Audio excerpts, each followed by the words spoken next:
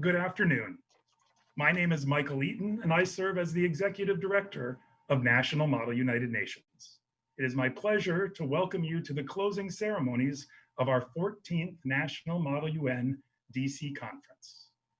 Only 2 days ago, we began our first virtual conference with live speakers, our Conference Secretary General Daniel Sweeney and Hillel Lowe, representing the Undersecretary General for UN 75, as well as a message from the real Secretary General, Antonio Guterres, and a video celebrating the 75th anniversary of the United Nations.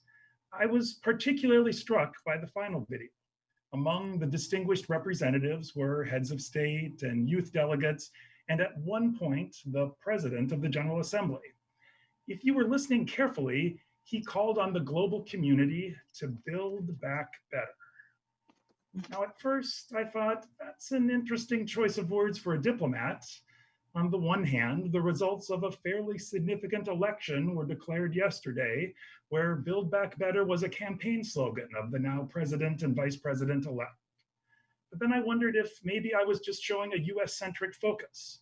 So like any Model UNer, I started to research, and I immediately found that there is actually a UN context to that phrase. The concept of building back better was first used in 2015 in the context of the United Nations Sendai Framework for Disaster Risk Reduction, adopted in June of that year by the General Assembly. It was proposed by the Japanese delegation as a holistic concept to use disaster as a trigger to create more resilient nations and societies than ever before. Today, in the year 2020, I think there are several disasters to choose from. The COVID-19 pandemic is the most obvious, and here in my home country, hurricanes in the southeast and wildfires in the west. And both in the United States and around the world, there is definitely a need to create more resiliency as we work toward achieving the global goals. We must come together as a global community. So as we gather virtually this afternoon or morning or evening, depending on where you are in the world, at the conclusion of NMUN DC, I would like to take the opportunity to say thank you. At different points in this ceremony, we will acknowledge specific groups who make the conference possible. But before that, I would like to say a personal thank you to you, all the delegates. As I visited committees, despite the virtual format, it felt to me like Model UN, and your energy and enthusiasm came through. In case you hadn't noticed, and I know you have, it's a bit of a mess out there, and we need you. So thank you to all of you, faculty advisors, head delegates, volunteer staff, and most importantly, you, the delegates, for your hard work in making the conference a success and demonstrating our hope for the future through the energy with which you have tackled difficult topics, and even as you have experienced some of the frustration of compromise. I would also like to thank you on behalf of the National Model UN Board and NMUN DC Advisory Group, many of whom are present at the ceremony. Our board members are Professor Chrissy Estep, Richard Murgo, Eric Cox, Thera Watson, Francine D'Amico, Amira Ismail, Rashid Naim, Patrick Parsons, Tina Zappilli, and Chaldeans Mensah, and DC Advisory Group members Matthew Bolton, Pam Chasek, Christopher Haynes, Jess Mace, Chase Mitchell, and Angela Shively. And the NMUN headquarters team, including Director of Programs Paul Van Cura and Program Associate Jess Hopeman. I'd also like to thank all of you on their behalf for your commitment to making a difference as global citizens. Please join me now in acknowledging all of the hard work of delegates, faculty, volunteers, staff, and board members that make this conference possible.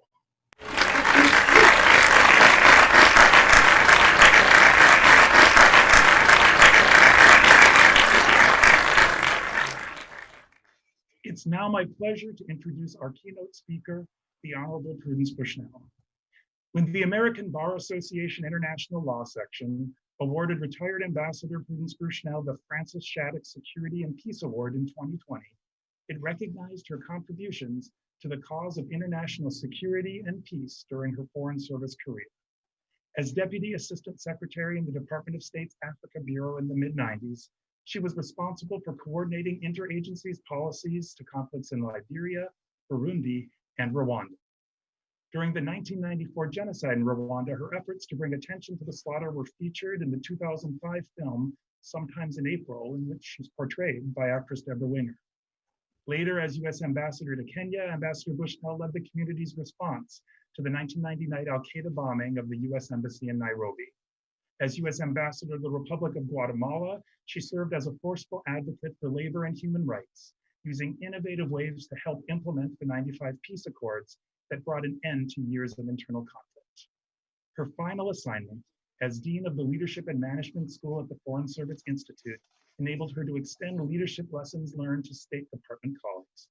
After retirement, she continued her focus on leadership and national security, founding the Levitt Leadership Institute at Hamilton College and publishing her book, Terrorism, Betrayal, and Resilience, My Story of the 98 U.S. Embassy Bomb.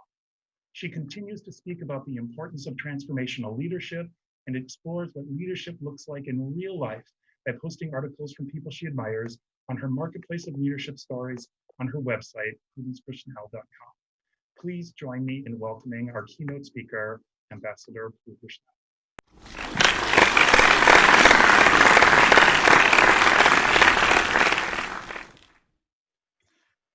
Thank you and congratulations, it's almost over. I want to end where one of the speakers began, which is to talk about how do we go about building back better. And as far as I'm concerned, from my experience, if you want to do better, you need to create change, and that requires transformational teamwork and transformational leadership, hence my topic. Having spent many, many decades in training, one of the things that I learned about learning is the importance of taking a couple of steps back and simply reflecting on what has happened so that we can process some of the takeaways. So what I want to do this afternoon is to briefly talk about transformational leadership, ask you some questions, and then get to my story about how I discovered transformational leadership in the aftermath of the Al-Qaeda bombing of my embassy in 1998. Transformational leadership, what is it? It's a fairly new concept of leadership style that is gaining momentum as the century goes on. And it is held particularly in contrast to transactional leadership. We are all so familiar with transactional leadership because if you are going to school, if you are working in a federal institution or in many other older organizations, you are operating in a culture of transaction. This is where your professor says, welcome to my class. Here is what you need to do for me to give you an A.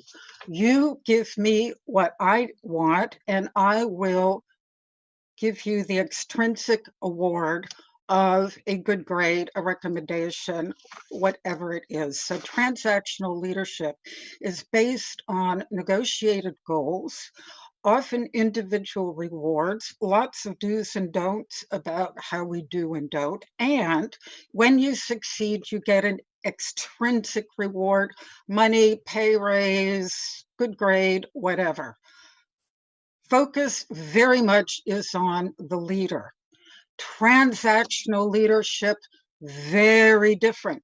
Transactional leadership comes into focus when we are all coming together to accomplish a shared vision, not just goal, and to do it because that vision and the goals that are within it are important to us.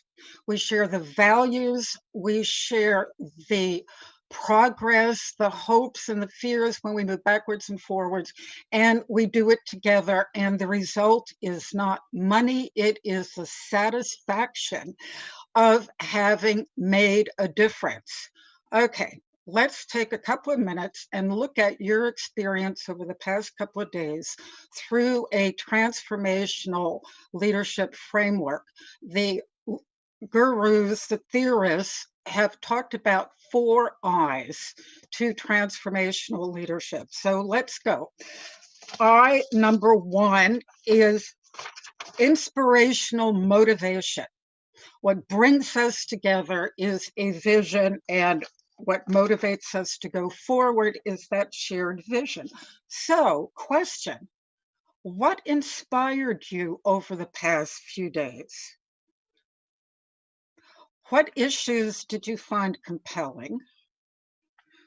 What people did you find compelling, and why did you want to remain engaged? So think about it. You don't have to answer it right now, but just think in the future. What inspired me? What was it that motivated me? Number 2, intellectual stimulation. People who are engaged in transactional leadership, because by nature it's change, they're looking at stimulation, and usually stimulation that requires head work. The bottom line of the intellectual stimulation is changing the status quo and encouraging new ways to do things. So, when did you find yourself challenging the status quo over the past couple of days? What were you talking about that made you want to think differently? And what kinds of creative thinking, creative thoughts, new ways of approaching old problems came up? Idealized influence, that's I, number 3. And idealized influence essentially is up to the leader. It is a question of earning the trust and the respect of the people with whom you are working and serving as a role model. So if you want to idealize your influence, then you're intentional about what your behavior is, because you know people are watching, and you want people to model the behavior you want to see in them and you are using. The final I for transformational leadership is individualized consideration. And that means just not looking at everybody as a member of a group, but actually acknowledging individual differences and individual contributions. I happened upon transformational leadership in retrospect. In 1998, August 7th, I was in my third year, coming up to my 3rd year as U.S. Ambassador to the Republic of Kenya. We had known from the day that I took office, I had known that this was a very dangerous building, highly vulnerable, did not meet any of the security standards of the Department of State, and I began sending back messages to the department that this is not only dangerous for our workforce, but the fact that our embassy has the community medical operations, our community commissary, our video club, and so forth, means that we are bringing members of our community into a dangerous workplace. I was told to stop nagging, and that just made me more compelled to keep pushing back, because we also knew that there was an Al-Qaeda outfit in town, although I had been told that it had been disbanded. August 7th was a beautiful Friday morning. Went to work, had a staff meeting. At 10:35, I was in a meeting on the other side of a very small parking lot when our staff meeting continued, when 3 Al-Qaeda perpetrators with 1,000 pounds of TNT drove up into the small parking lot behind our embassy and detonated their payload of TNT. Within seconds, 213 people died instantly. A public bus full of passengers waiting at the stoplight were all incinerated. Thousands of people were wounded because the perps had first thrown a stun grenade, which brought people to the windows. 7 up to 700 businesses were blown up. Within the embassy, we suffered, I would calculate 50% casualties. 48 people, 48 US government employees died, 12 Americans and 36 Kenyans, and our building and operations was blown to smithereens. Talk about building better. We had to build up, period. As I look back and found over the subsequent 10 months how we got through this, it dawned on me, it became clear that what we were practicing was transformational leadership in real life under very, very difficult circumstances. So let me start with intellectual stimulation. Well, you know what, friends, there is no more intellectual stimulation than looking around and seeing that everything you have has been blown up. We had no desks, we had no job descriptions, we had no medical supplies, and we who were literally in the rubble had to figure out how to pick ourselves up,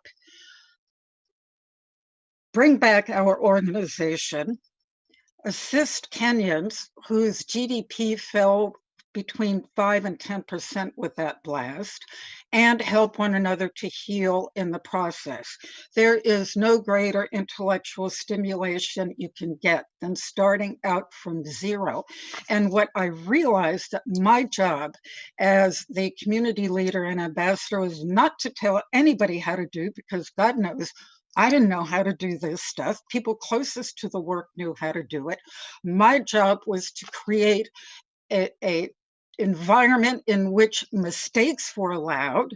We could go ahead and try things, and if it didn't work, we could try something else. And if somebody needed resources, it was my job to get it. We also had, fortunately, people coming from all around the world, the Foreign Service world, to help us. They too were given the, end quote, intellectual stimulation of helping us build up ourselves out of the rubble and back into a new normal. Idealized influence. All right, that was my job. I wanted to set the tone from the very beginning on how I was going to behave and how we could behave toward one another. I had come in as ambassador to Kenya, as I said, 2 years old earlier. And one of the things I had been told was that Nairobi had terrible morale, always has, always will. Too bad, good luck, goodbye. And really, if somebody says something has always been this way, then you've got a transformational leadership opportunity available. And I made teamwork and community part of the policy objective of our senior staff. So we took terrific policy challenges, as in stemming corruption, created interagency teamworks, as you have created inter-teams to address the problem, and went ahead as we spent a lot of time urging the community to organize themselves, to volunteer, and I did my part to volunteer. When we were, after we were blown up, I took I refused to wear black. That was, I mean, as a woman, you guys don't have these things to think about. We do. And I very deliberately decided to wear the brightest colors I ever had, because I was not going to let Osama bin Laden see me in black. I was going to be in the pink. I wanted folks to see that this ambassador who had been injured was nonetheless alive and well and wearing red today. Thank you very much. I also, in the hope of serving as a good role model, began to tell my senior staff, and by the way, I was the only woman on my senior team. So people were particularly looking at me and how I was going to respond. I gave permission to cry. I did was very careful not to become hysterical, but I didn't mind seeing people.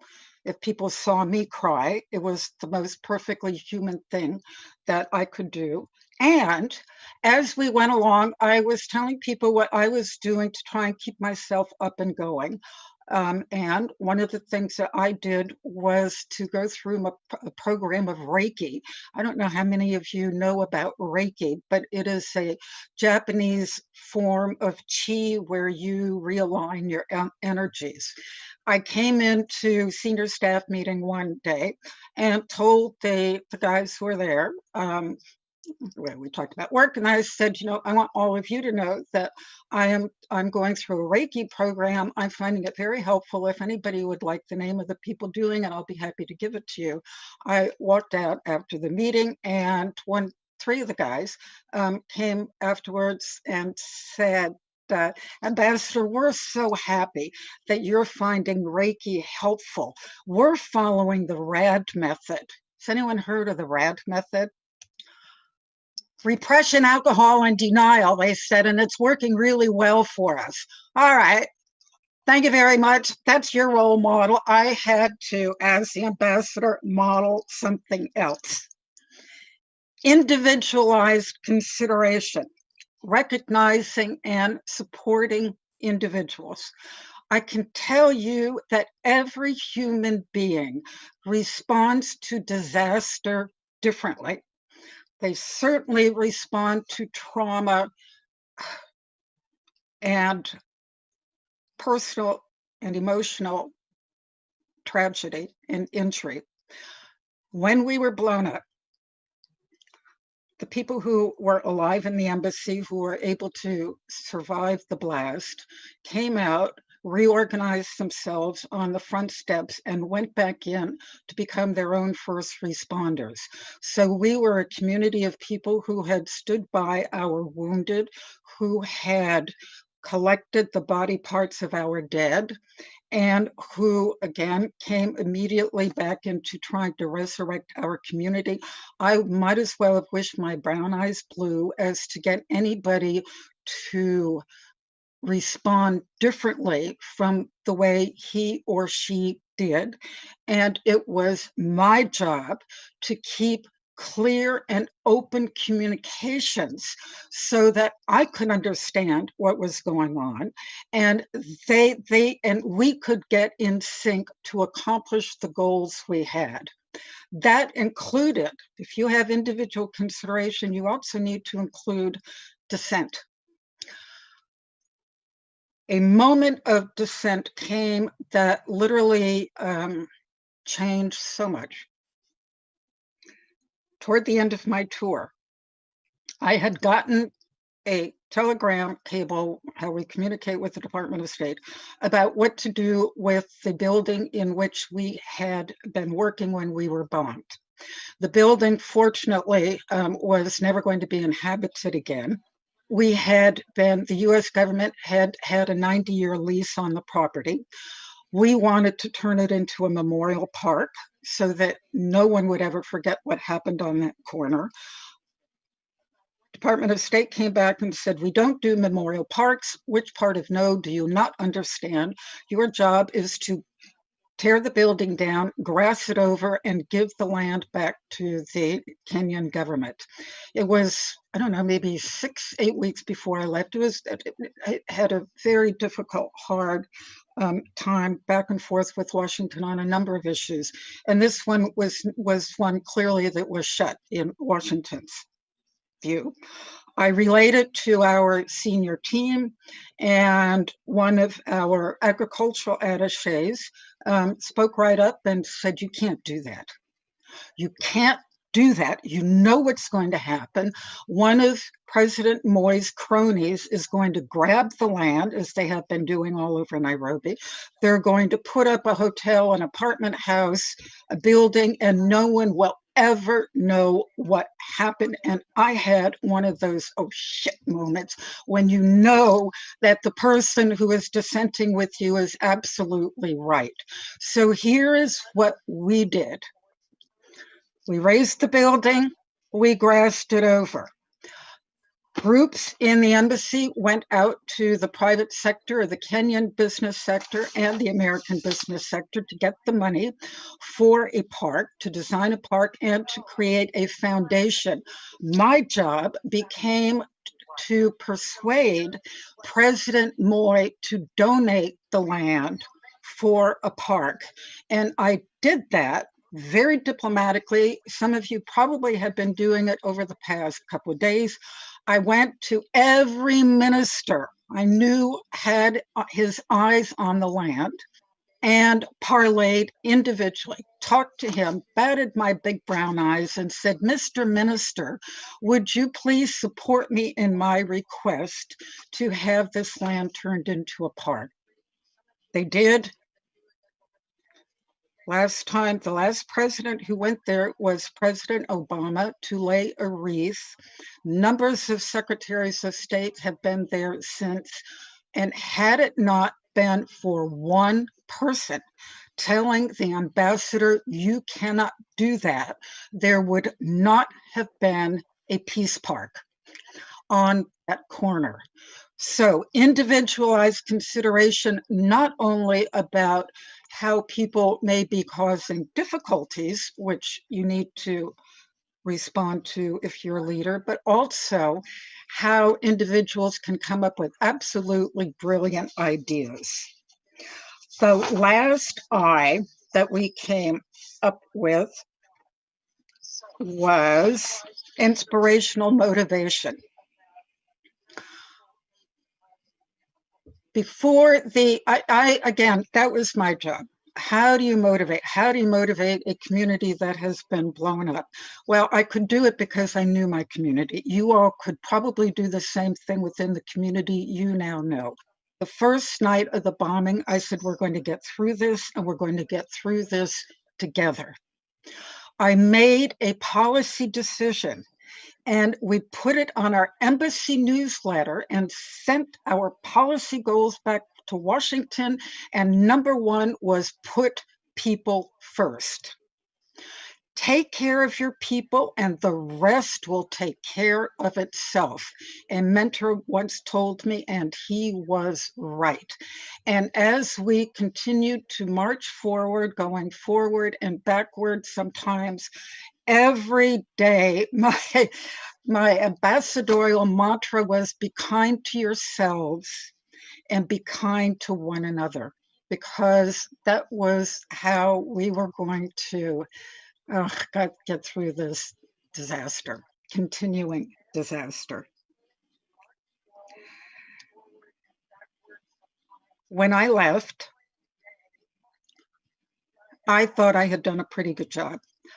However, I noticed that no one was making any fuss about the fact that I was leaving, and I was pretty put off because, you know, when the boss leaves, you usually have at least, you know, a farewell drink or something, and time was going on, and no one was saying anything, and I went from being really proud that I was such a good leader, I was entirely disposable, to being really upset and frankly a little pissed off that I was so disposable, nobody seemed to mind that I was leaving. The day before we were to leave, we had my husband and I had the usual last minute things we had to do. And one of them was to stop by the home of the deputy chief of mission, the number 2 in charge.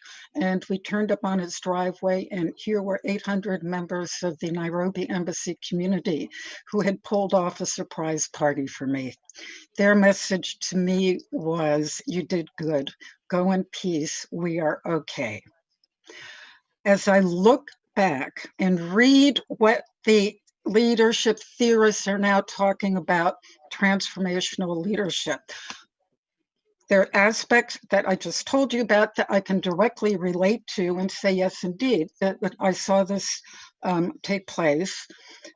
Two things that these theorists have missed, please.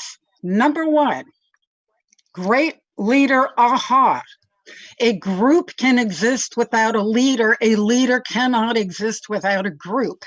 So all of this talk that we are hearing and everything you're reading about leadership, well, guess what? We also need to think about team membership, group membership, community membership, because if you don't have a community, you're not going to get a leader. And what I found was that community membership, effective group membership, is using the same skills that you use as a good leader.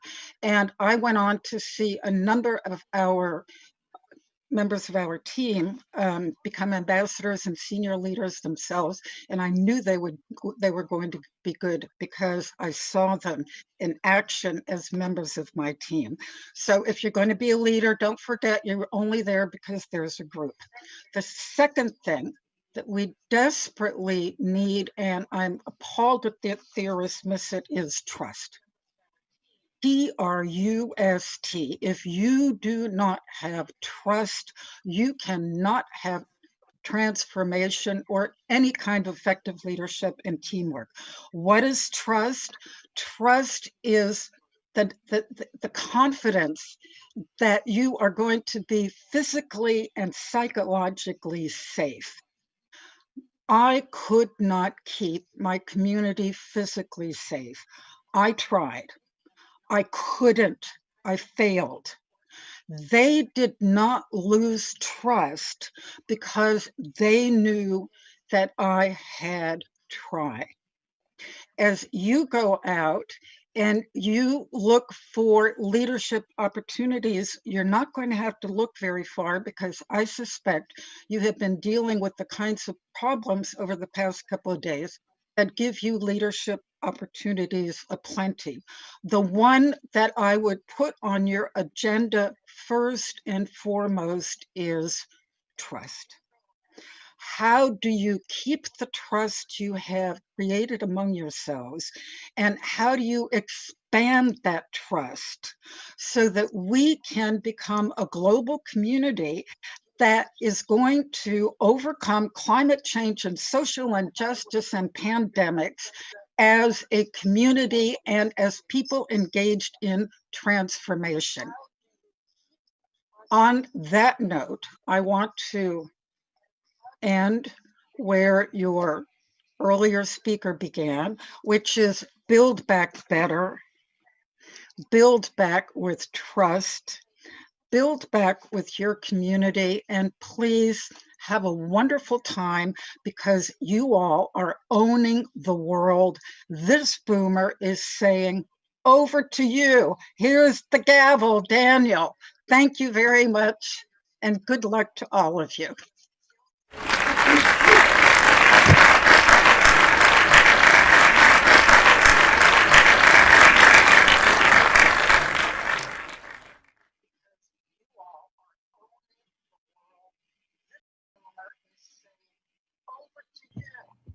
Thank you, Ambassador Bushnell, for sharing such a personal example of what it can be like to be a senior diplomat in a crisis.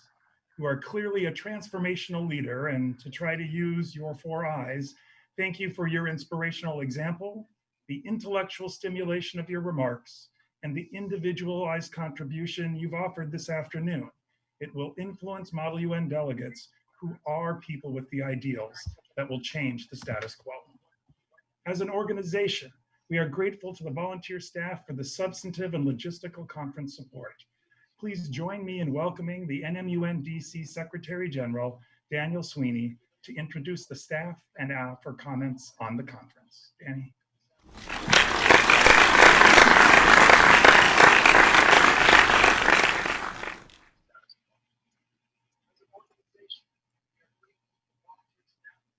Thank you, Michael. I will now give the floor to NMUN DC's Undersecretary Generals, Undersecretaries General, to highlight both the work, your work, and that of our volunteer staff this weekend. Please join me in welcoming Emma Ogg, Courtney Indart, and Adam Wolf.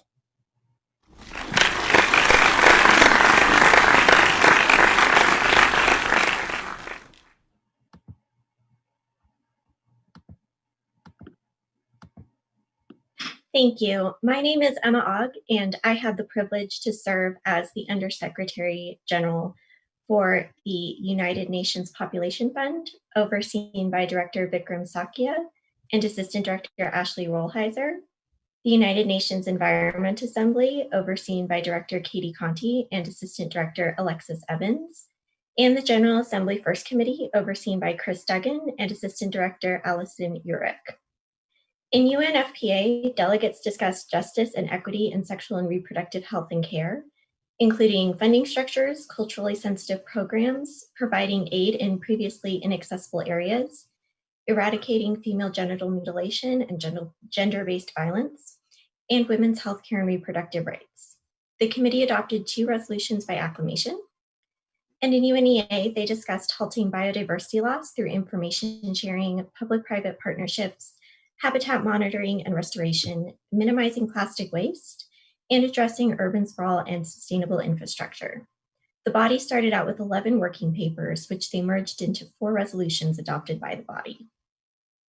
The General Assembly First Committee worked on confidence-building measures in the field of conventional arms, adopting 6 resolutions on the power of CBMs in the areas of information sharing, transparency, and illicit trade of conventional weapons. The committee put forth working papers early on with several proposing CBMs relating to stockpile management, reporting and tracking, and tracing of conventional arms. Please join me in recognizing the excellent work of the staff and delegates in all 3 of these committees. Thank you so much.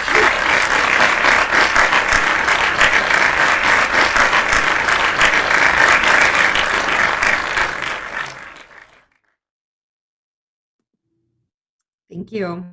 My name is Courtney Indart, and I am proud to have served as the Undersecretary General for the General Assembly Second Committee and UN Habitat and Information Services. The General Assembly Second Committee was overseen by Director Simone Arias and Assistant Director Akiko Teramoto, and UN Habitat overseen by Director Caitlin Hopper and Assistant Director Emma Bott. And I also oversaw Information Services, which was overseen by Director Anna Willett, Network Manager Zach Stubbs, and our Assistant Directors Caitlin Marcotte, Janet Ikizi, and Lisa Huynh.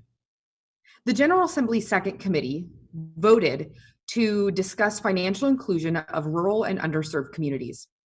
The delegates worked collaboratively with enthusiasm and adopted 5 resolutions, which discussed providing additional resources for financial literacy programs through educational initiatives, improving access to financial resources by revitalizing traditional and technological infrastructure, and closing existing gaps to include the remaining population of those unbanked. In UN Habitat, they discussed, amongst other things, UN Habitat, building smart cities to implement the new urban agenda. The delegates worked diligently to adopt 3 resolutions which addressed issues such as accessing the internet and ICTs, promoting access to sustainable housing, and adopting plans to fit country and region-specific needs. Last but not least, in my group and in Information Services, our staff fearlessly managed the technical side of this conference, and we're supporting our committee staff during every session. You probably saw a few of them. Please join me in recognizing the excellent work of my staff and the delegates in all 3, in the 2 committees and Information Services. Thank you.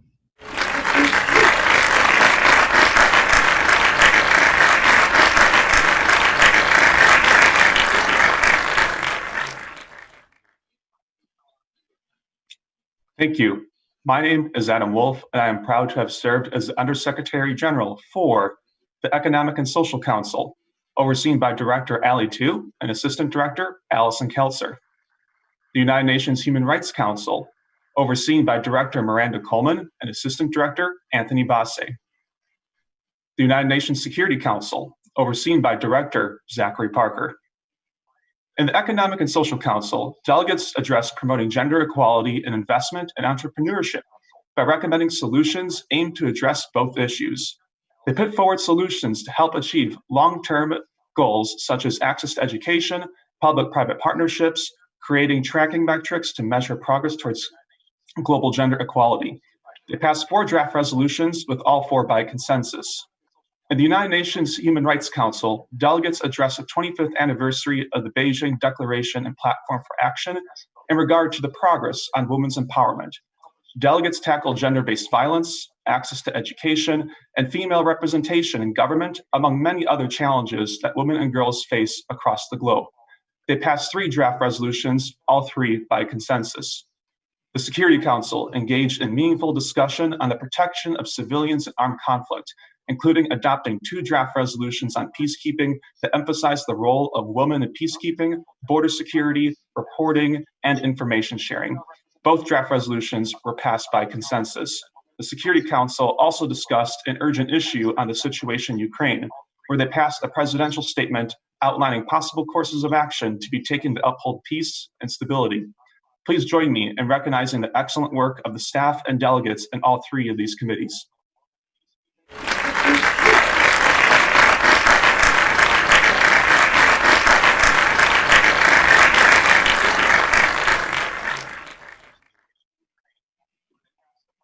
Thank you to Adam, Courtney, and Emma, and the entire volunteer staff who did an excellent job in facilitating the work of committee this weekend.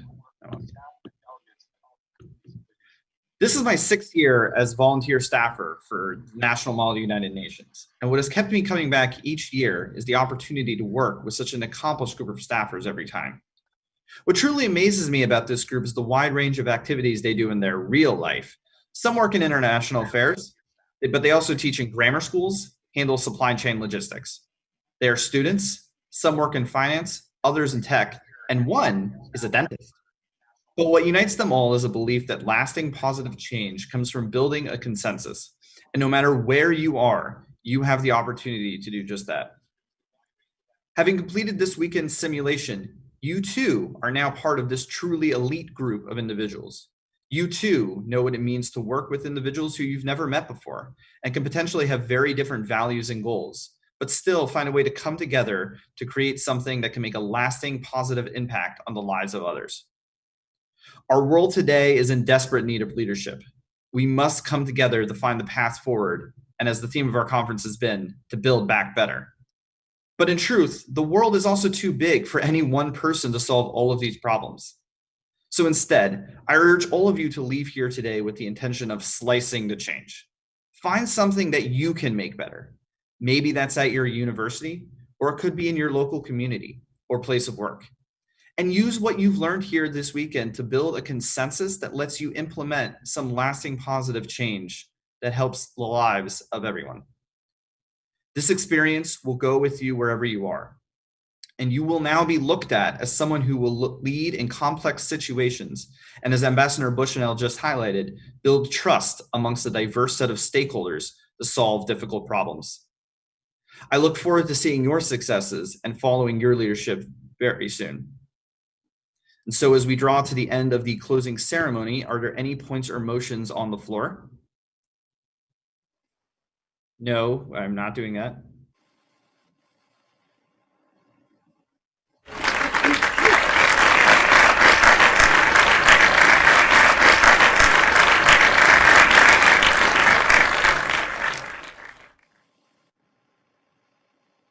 Thank you, Danny, for an outstanding year. Your leadership over the past year has contributed significantly to the quality of learning at NMUN. And despite your wish to skip over the awards process, we'll continue with that next, but not before recognizing your innovation, your integrity, and your calm approach to working through complications of shifting from an in-person conference to a hybrid event, and eventually our first virtual National Model United Nations. Your leadership has simply been outstanding, and I thank you. National Model UN advances understanding of the UN and contemporary international issues and has positively impacted the lives of numerous delegates.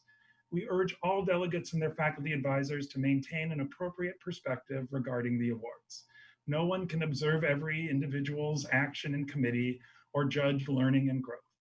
The fundamental basis of the simulation is collaboration and cooperation among nations, which includes working together through multilateral diplomacy. There are no winners and certainly no losers in this process, since we believe participation in the simulation is its own reward. The overall awards determination process is based on remaining in character, participating in committee, and proper use of the rules of procedure. A complete explanation is found on our website, and the awards announced tonight will be distributed electronically in the next week by email to the faculty advisor or head delegate. First, the Outstanding Position Paper Awards are judged by committee staff. Please join me from home in acknowledging the recipients in recognition of their outstanding preparation through their position papers.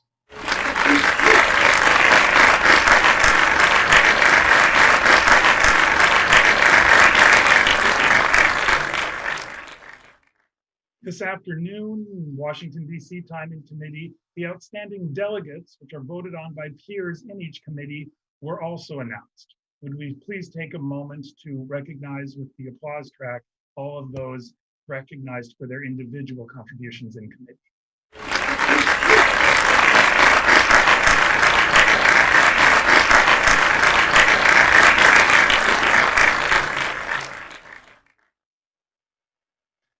And finally, the overall delegation awards based on work during NMUN. They are given in the categories of honorable mention, distinguished delegation, and outstanding delegation. Recipients are not announced in any sort of point order. The first category is honorable mention. Honorable mention delegations are Baylor University, representing Thailand and the Russian Federation and Security Council. Brigham Young University, representing Turkey. California State University Northridge, representing Cameroon. Florida Atlantic University, representing Peru. Montgomery College, representing Japan. Northwestern Polytechnical University, representing Switzerland. Pace University, representing Paraguay. Pepperdine University, representing Armenia. Rutgers University, representing Iraq. Seton Hill University, representing Niger. Suffolk University, representing Saudi Arabia. Syracuse University's Maxwell School, representing China. Texas Christian University, representing Tunisia. The University of Texas at Tyler, representing Luxembourg. Valdosta State University, representing Italy and El Salvador and UN Habitat. And West Virginia University, representing Pakistan. Please let us show our appreciation for the preparation and hard work of these delegations.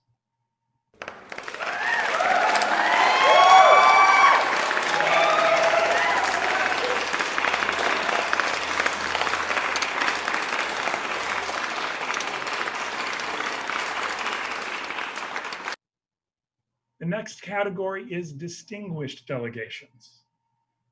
Collin College, representing Norway. Florida Atlantic University, representing Botswana and the Netherlands. Lone Star College, representing Rwanda and UNIA and UNFPA. Montgomery College, representing Israel. Rock Valley College, representing Vietnam. St. Petersburg College, representing the Republic of Korea. Tallahassee Community College, representing Mexico. The University of Arkansas, representing France. The University of Texas at Dallas, representing Sudan. Universidad San Francisco de Quito, representing Indonesia. Valdosta State University, representing the Czech Republic. And West Virginia University, representing India. Let us again show our appreciation for the preparation and hard work of these distinguished delegations at the 2020 NMUN.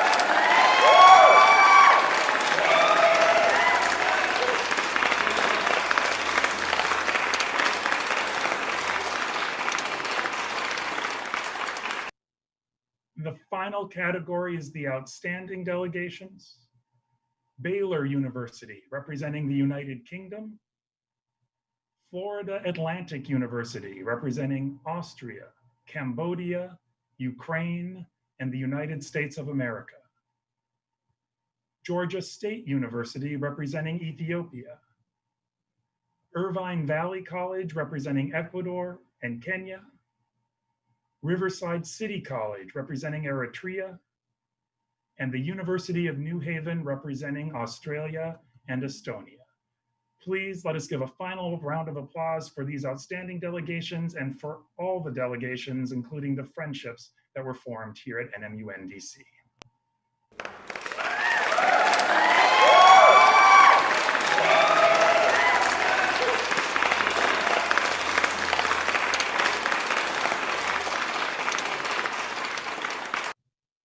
NMUN invites you to participate in our annual conferences here in DC each fall and in New York City each spring, as well as our annual non-US conferences, which rotate each year, including upcoming conferences in the Czech Republic, Japan, Germany, and the Galapagos Islands of Ecuador. Let me acknowledge in particular the presence of participants in China, France, and Japan for their commitment across many time zones to participate in this simulation this weekend. And I'd also like to invite those of you who might be interested in being part of our staff to watch Facebook for announcements about staff applications. An email will also be sent to faculty advisors and head delegates. And at this time, it's my privilege to introduce the 2020 Secretary General to close the conference.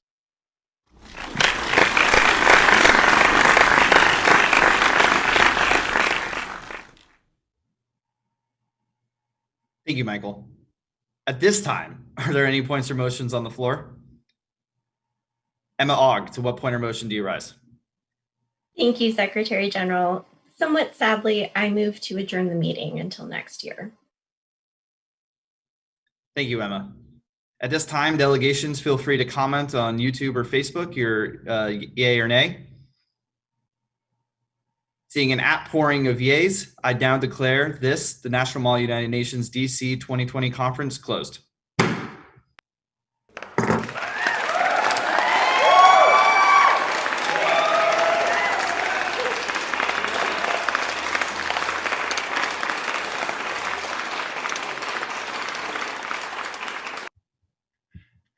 Congratulations, everyone. A few last announcements. Again, those of you receiving award certificates will be emailed to the advisor or head delegate. Stay tuned for anyone interested in staff applications. The dates for next year's conferences: New York will be held the 28th of March through the 1st of April 2021 and the 5th through 9th of April 2021, and the DC conference the 5th through 7th of November 2021. And to close out the conference, for those of you that joined right on time, we have a slideshow with some images of the past weekend that we will use to end the podcast. Thank you for joining us. Everyone have a great rest of your day. Thank you.